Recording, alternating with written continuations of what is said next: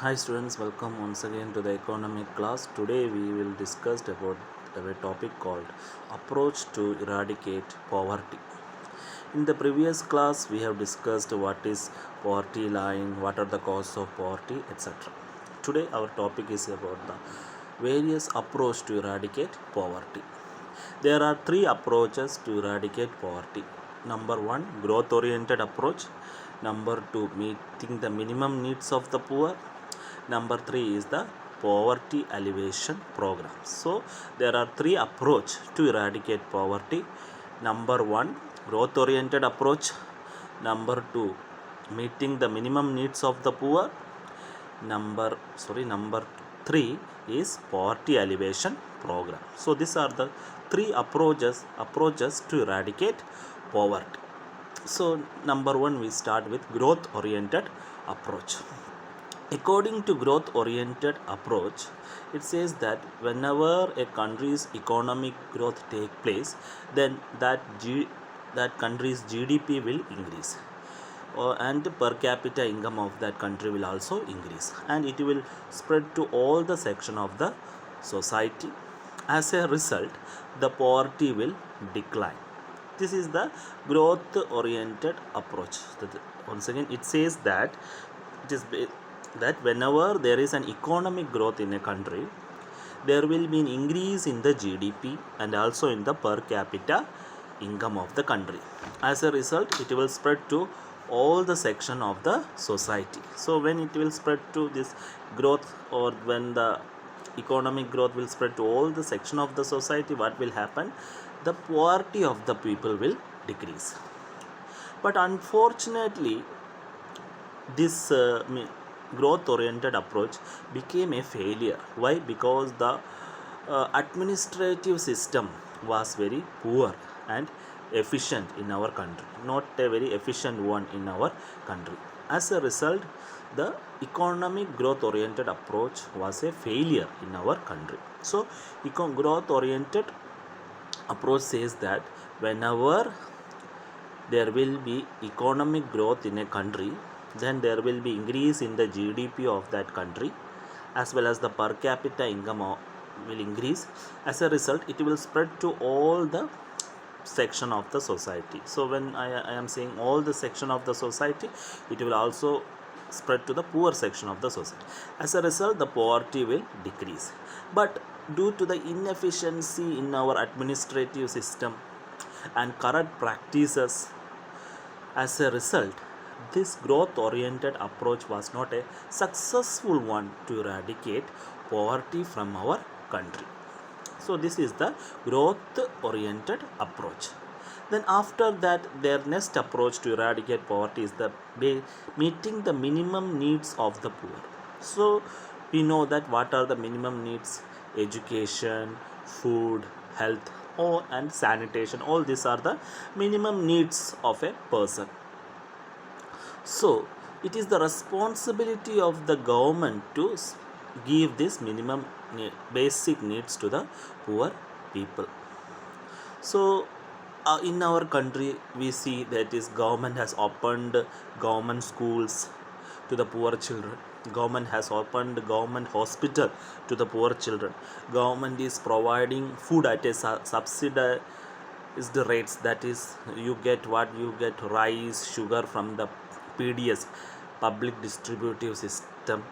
So from this all these measures, we can say that somewhat our country has able to provide basic or minimum needs to the poor. So the government has achieved in providing basic. This, like, government has now current situation, you see government is spending more and more money in the PDF shops. From the ration shops, government is giving subsidized at a very very lower or a cheaper rate to the poor people. And nowadays government schools are there, they are charging very less and lesser rate to the poor children. And government hospitals are there. So in this these basic necessities, government has achieved some success in giving the basic necessities to the poor people. So meeting the minimum needs of the poor means that it is the responsibility of the government to meet the basic or minimum needs of the poor people. That is, the basic or minimum needs are school,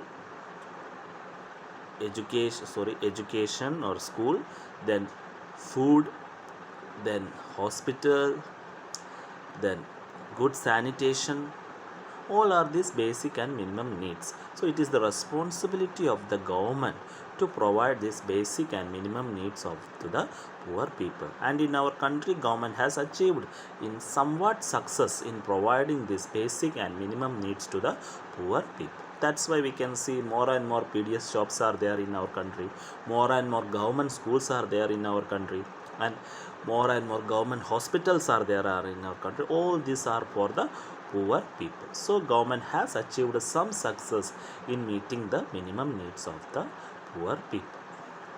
Now, the third approach to eradicate poverty is the most important approach that we can say. It is the poverty alleviation programs. Government has introduced many poverty alleviation programs to eradicate poverty from India.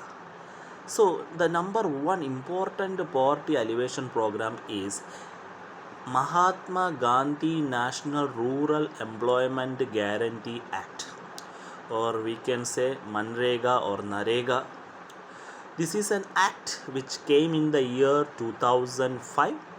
According to this act, the people from the rural area will get a minimum 100 days of employment. So Mahatma Gandhi National Rural Employment Guarantee Act. This act came in the year 2005. According to this act, people from the rural area will get a guaranteed employment for 100 days in a year.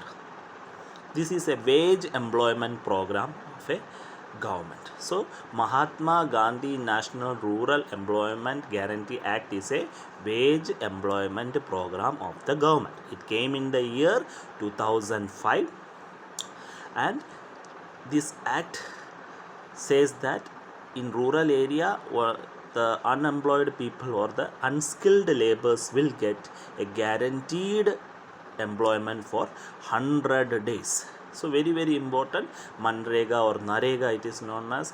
So Mahatma Gandhi National Rural Employment Guarantee Act came in the year 2005. The most and important aim of his act is to provide wage employment for the rural people for 100 days in a year. So this is a wage employment program of the government. Then there came the next one, that is the Sampurna Gramin Rozgar Yojana. Sampurna Gramin Rozgar Yojana came in the year 2001. So this is also a wage employment program, especially for the rural unskilled labor. So it provides wage employment for the rural unskilled laborers in the rural area. So Sampurna Gramin Rozgar Yojana came in the year 2001. It focused on giving employment for the rural people, the unskilled laborers of the rural people.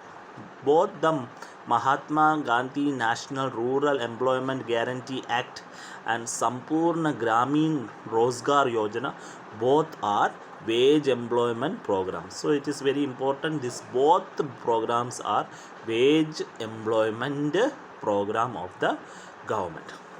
Then there is another important Prime Minister Rozgar Yojana. Prime Minister Rozgar Yojana is a self-employment program of a government. This is basically this program aimed at giving employment opportunities for the educated unemployed of the rural areas as well as the urban areas for the low income family group. So there are many people from the low income family group who are educated but they are not employed. For them, the government will give some financial help to start some enterprises. Enterprises may be a small shop, etc. So Prime Minister Rozgar Yojana is a self-employment program. So Prime Minister Rozgar Yojana is a self-employment program. This program aims at providing employment to the educated unemployed in the rural area as well as in urban areas. For them, some financial help will be given by the government to set up some industries. So Pradhan Mantri Rozgar Yojana or Prime Minister Rozgar Yojana is a self-employment program. But Mahatma Gandhi National Rural Employment Guarantee Act and our Sampurna Gramin Rozgar Yojana is a wage employment program. So please remember which is a self-employment program, which is a wage employment program. Then there came the Swarna Jayanti Gram Soro Sehri Rozgar Yojana. So Swarna Jayanti Sehri, the word Sehri means urban area or city area. Swarna Jayanti Sehri Rozgar Yojana. Rozgar means employment. Yojana means a policy or you can say program. So according to this program, it will give self-employment and wage employment to the people both in the urban areas as well as in the rural areas. So Swarna Jayanti Sehri Rozgar Yojana is both a self-employment and a wage employment program. This is the only program which is combined self-employment program as well as wage employment program. And all other program we can say either it is a self-employment program or you can say wage employment program. So Swarna Jayanti Sehri Rozgar Yojana is both a self-employment program as well as wage employment program. It caters the needs of the people in the urban area, employment opportunity scatter. So its main aim is to provide employment opportunity for the people in the urban areas as well as in the rural areas. So sorry, this Swarna Jayanti Sehri Rozgar Yojana creates employment opportunity or wage employment opportunity especially for the urban areas only, not for the rural areas. So Swarna Jayanti Sehri Rozgar Yojana is a yojana which cater the needs of the urban people only. That is, it provides some employment opportunities in the form of wage employment or self-employment opportunity for the people in the urban areas only, not for the rural areas. That earlier I said rural area, sorry for that. So these are the some basic poverty alleviation programs that we come across. So number one is Mahatma National Rural Employment Guarantee Act. Then we have studied about the Sampurna Gramin Rozgar Yojana. Then Prime Minister Rozgar Yojana. Then we have Swarna Jayanti Sehri Rozgar Yojana. All these are poverty alleviation programs. So in this program, the most important that's mainly what you come in the CBSE is that mainly is Mahatma Gandhi National Rural Employment Guarantee Act. This is the most important program. So this is a wage employment. So which sometimes the question will come what are the poverty alleviation programs? Wage employment poverty alleviation program, or write some of the wage employment poverty alleviation program. So you have to write what are the wage employment: Sampurna Gramin Rozgar Yojana, Mahatma Gandhi National Rural Employment Guarantee Act, then Swarna Jayanti Sehri Rozgar Yojana. So these are the three wage employment programs of the government. Then sometimes the question will come, write some self-employment poverty alleviation programs of the government. At that time, what you have to write: Prime Minister Rozgar Yojana, Swarna Jayanti Sehri Rozgar Yojana. this Swarna Jayanti Sehri Rozgar Yojana, it is a combination of both wage employment and self-employment. So students, this poverty alleviation program is very very important, especially Mahatma Gandhi National Rural Employment Guarantee Act. So that act provides a guaranteed employment of 100 days in a year for the rural people. How many days? 100 days. That days you have to remember, and the year it came in the year 2005. Then we will go back to the limitations, whether any demerits are there in the poverty alleviation program. So there were some limitations, very simple limitations we will study.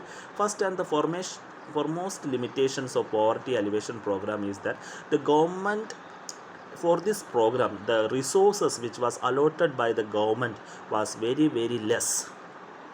Very less amount of resources were allotted to this program. So this program was a failure, we can say.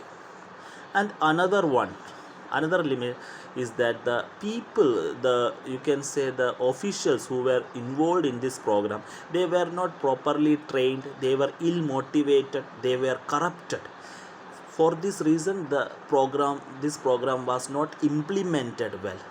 So the main reason why this program was not implemented well is that the officials involved in these programs were corrupted, they were ill motivated, they were not you can say they were not properly trained. As a result, this program was not properly implemented.